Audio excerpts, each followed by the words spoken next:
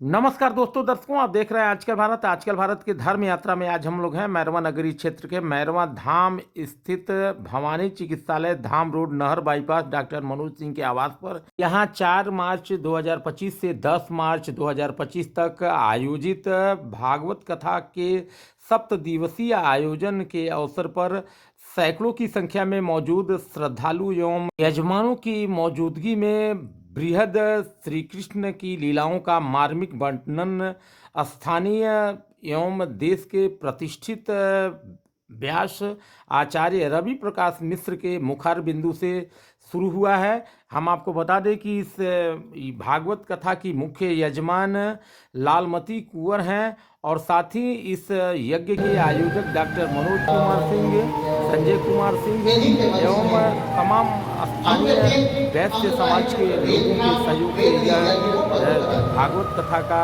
विधिवत आयोजन किया गया है। इस आयोजन में विशेष आकर्षण भागवत झांकियाँ हैं, जहाँ पर कथावाचक रवि प्रकाश मिश्रा के द्वारा श्री कृष्ण की लीलाओं का मार्मिक वर्णन किया जा रहा है। वर्णन के साथ ही भजनों की प्रस्तुति एवं कथा पंडाल में राधा कृष्ण के विभिन्न रूपों का वर्णन कर दर्शकों को भक्ति भाव में आचार्य एवं व्यास द्वारा डुबो दिया जा रहा है। कथा के मुख्य यजमान ने बताया कि आगामी 11 तारीख को समाप्ति के बाद भोज का आयोजन है। इसके बाद भंडारे के साथ कथा का समापन किया जाएगा। सप्ताह भर चले इस आयोजन में क्षेत्र के सैकड़ों श्रद्धालुओं ने भक्तिभाव से भाग लिया। हम आपको जोड़ते हैं इस कथा कार्यक्रम से। कैमरा पर्सन इमरान साथ में सुकुमार पांडे, आजकल भारत की बात। उसी तरह से और जैसे पृथ्वी पे आएगी तो पृथ्वी का तापमान बढ़ने लगेगा। पृथ्वी का तापमान बढ़ेगा तो उतनी धूप में जो ग्लेशियर है वो पिघल जाएगा और उतनी धूप में ग्लेशियर पिघलेगा, पृथ्वी जलमग्न हो जाएगी। बंद कर दिया। बड़े बड़े महात्मा पहुंचे, अरे क्या कर रहा है तू? यज्ञ को बंद कर दिया। यह किसी ही सृष्टि है, इसलिए यज्ञ को बंद मत करो। नहीं मानता है, संतों को डांट लगाई, विद्वान को डांट लगाई। महाराज सभी सबको में हुंकार भरी, हुंकार के प्रभाव से पेट भर जाता है। उसके बाद जब ये मंथन किया जाता है, एक वृक्ष पैदा होता है, वंश विषाद की उत्पत्ति हुई, मलाह की उत्पत्ति हुई। दाहिने जंगल का मंथन किया गया, उसके मंथन के प्रभाव से है पृथु महाराज ने इस धारा को सुव्यवस्थित किया, पर्वतों को एक तरफ किया और क्षेत्र को एक तरफ किया, इसलिए धारा का नाम पृथ्वी पड़ा है। बोलिए पृथ्वी मैया की जय। आगे की कथा में पुरंजनों का आख्यान की कथा है। पुरंजनों का आख्यान के माध्यम से नारद जी ने बुद्ध रहस्य को बताया।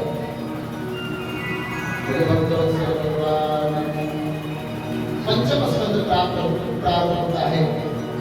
मनु और शत्रुपा के जो सबसे छोटे पुत्र है, जिनका नाम प्रियव्रत है, प्रियव्रत के 10 पुत्र होते हैं। 10 पुत्र में 3 ब्रह्मचारी हो जाते हैं और 7 पुत्र बचते हैं।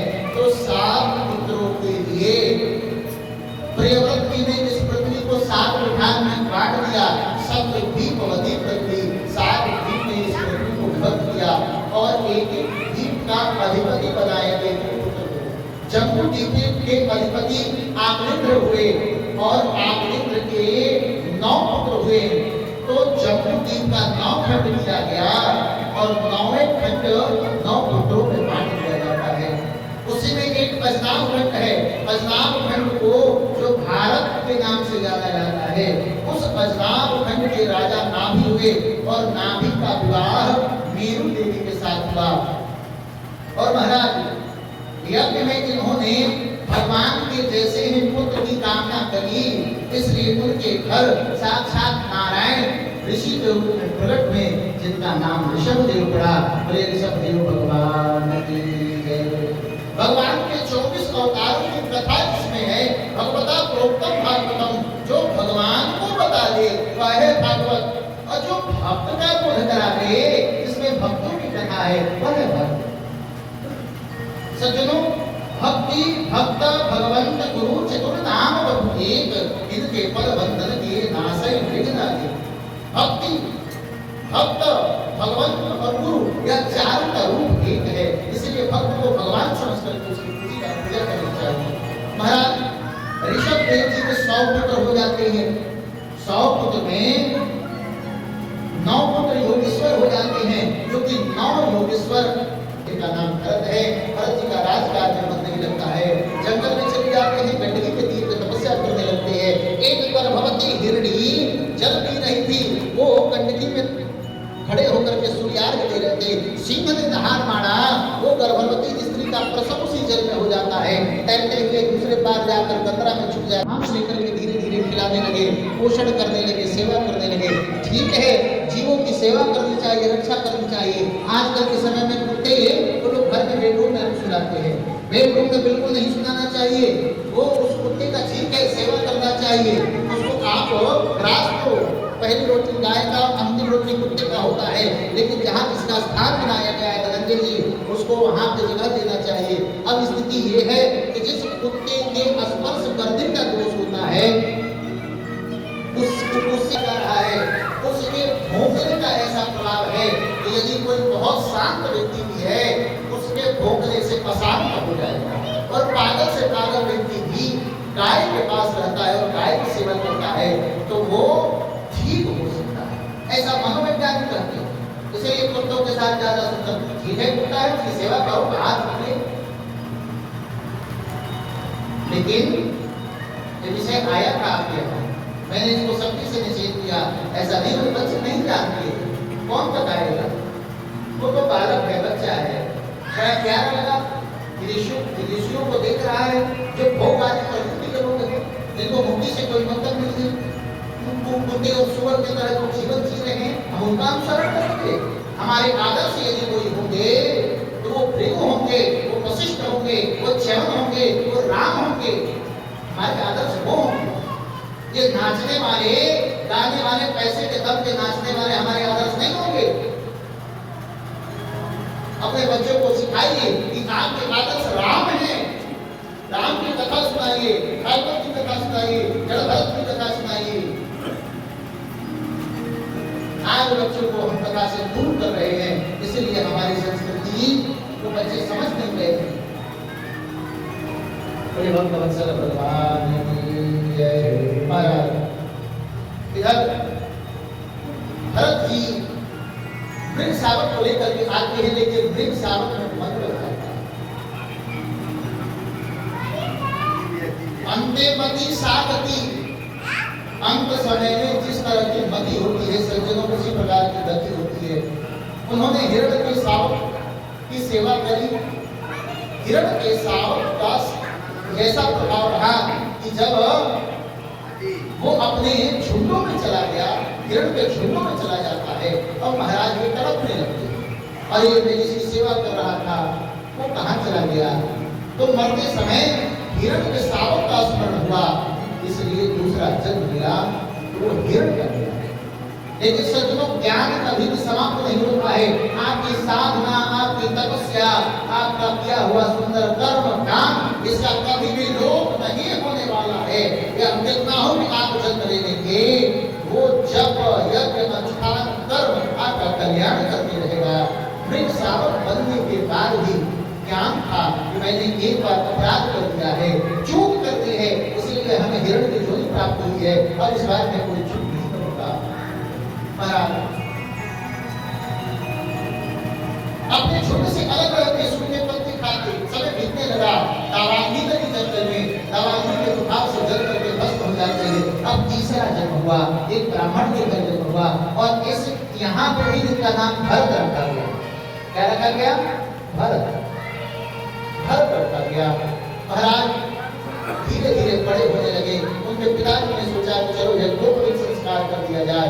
यज्ञोपवीत संस्कार में गायत्री मंत्र पढ़ाया जाता है। तो पिता कान में गायत्री मंत्र पढ़ रहे हैं। गायत्री मंत्र जैसे पढ़ रहे हैं तो भरत भी कुछ बोले ही नहीं।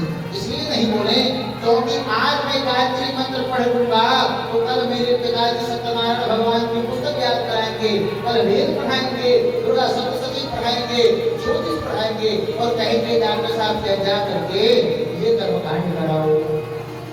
जब मैं पैसा कमाने लगूंगा, जब ऐसे सुंदर सुंदर बड़े बड़े यजमान मिलने लगेंगे, जब हमको दक्षिणा देने लगेंगे, पैसा आने लगेगा।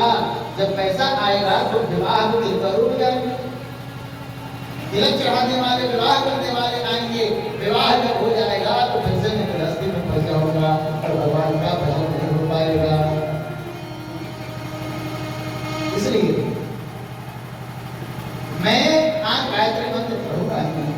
गायत्री मंत्र नहीं पढ़ते हैं, कोई भी काम सिखाया जाता है, बताया जाता है, मानते ही नहीं, सुनते ही नहीं, पागलों की तरह रहने लगे। तब जाके लोगों ने कहा ये जड़ बुद्धि है क्या, इसीलिए इनका नाम जड़ भरत पड़ा। घरों से उनको निकाल दिया जाता है, वो निकलने लगते हैं। और भीलों का सरदार, डाकुओं का सरदार भद्रकाली से प्रतिज्ञा कर रखा था कि हे भद्रकाली, मुझे पुत्र होगा तो मैं नरबलि चढ़ाऊंगा। संयोग से जिस नर पशु को बांधा गया था वो नर पशु ठग गया था। उसके सेवक बेचैन होकर के वो ढूंढने लगे, क्योंकि अभी सलाह जानेगा तो हम सबको ही पकड़ करके नरबलि चढ़ा देगा। इसलिए ढूंढने लगे। जड़ भरत जी मिले, जड़ भरत जी को पकड़ करके लाया। जैसे ही भद्रकाली के सामने माथा नीचे करने के लिए कहा, भद्रकाली ने देखा कि इतने बड़े व्यस्त महात्मा की हत्या मेरे मंदिर में हो जाएगी, मेरे सामने हो जाएगी, तो ये मेरे भक्ति का अपमान होगा। भद्रकाली ने मूर्ति को फाड़ करके, खड़क लेकर के और सभी दुष्टों का संहार किया और जड़ भरत को उठा कर गले से लगा दिया। अरे भरत, तेरे जैसे महात्मा के प्रभाव से, तपस्या के प्रभाव से यह प्रगति हुई है। महाराज जड़ भरत जी निकल पड़ते हैं। सोन स्वर्गीय देश का राजा प्रहुगण पालकी में बैठ करके कपिल भगवान के पास सत्संग करने के लिए जा रहा है। सत्संग करने के लिए पालकी में बैठ के जा रहा है और एक कहार का स्वास्थ्य खराब हो गया। तो राजा ने कहा कि भाई ये मेरी प्रजा मेरे पुत्र समान है, सेवक है, इनको आप पालकी में जोड़ लो। महाराज कोई नहीं मिला, जड़ भरत जी मिले। जड़ भरत जी को कहा कि चलो पालकी में लग जाओ। पालकी में उठाने लगे, पालकी लेकर जैसे आगे बढ़ रहे हैं। तो सज्जनों, एक बात है, पालकी चलाने वाले कदम ताल मिला करके चलाते हैं। मान लीजिए कदम ताल मिला करके चलाएंगे तभी तो वो सही से आगे बढ़ पाएंगे। लेकिन अब पालकी चलाने का इनका अभ्यास ही नहीं था। अब वो उड़क करके चलते, उछल करके चलते। अब संयोग से परम विरक्त महात्मा जड़ भरत जी के सामने एक चीटा आ गया।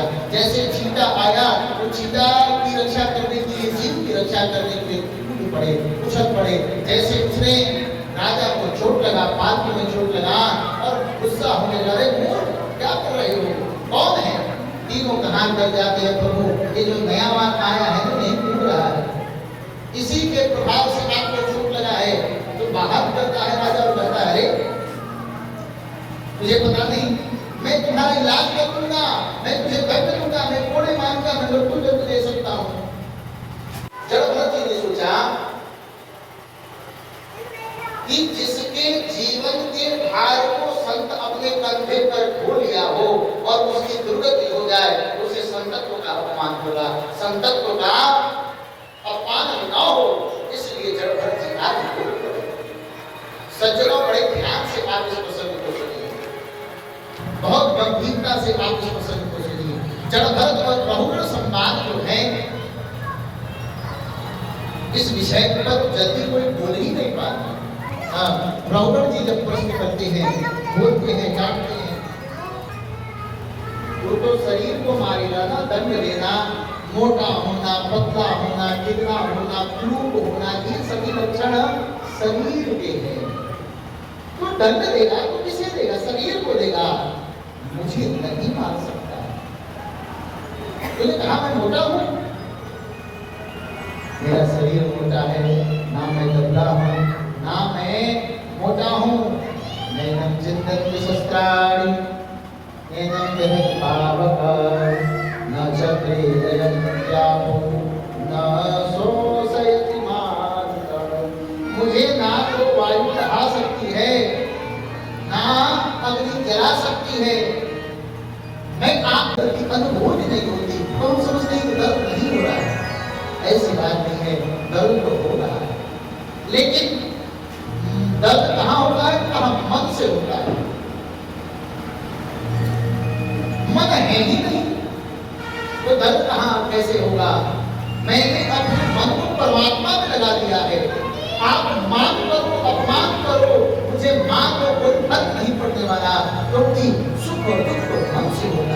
पर मन तो मेरे पास है ही नहीं। जब मन एक है वह परमात्मा में जाकर